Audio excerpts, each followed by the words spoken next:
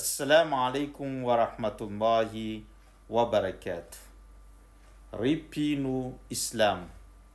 Aza dinoina ny mamaky ity doan kely tsotra fohy ity impito aorian'ny soala fajry ary impito aorian'ny soala maghrib satria de hitondra fahombiazana ho anao ary fiarovana tsara ho anao amin'ity fiainana eto ambony tany indrindra ny fiainana any ankoatra.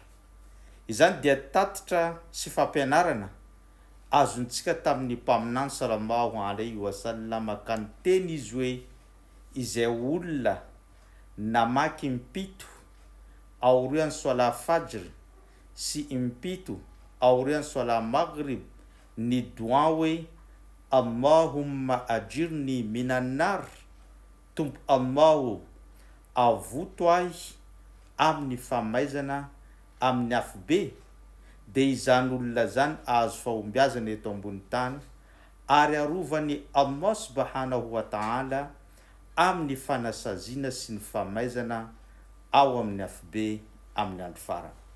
Noho izany tsotra kely izany doan zany, vakio isaky ny vita soala fajry impito, vakio isaky ny vita ny soala maghrib impito, ampianaro ny vadinao, ampianaro ny zanakao, ampianaro ny manodidina anao ary aparitao betsaka any amin'ny olona fazahoana valisoa anatrehany Allah. Wassalamu alaikum wa rahmatullahi wa barakatuh.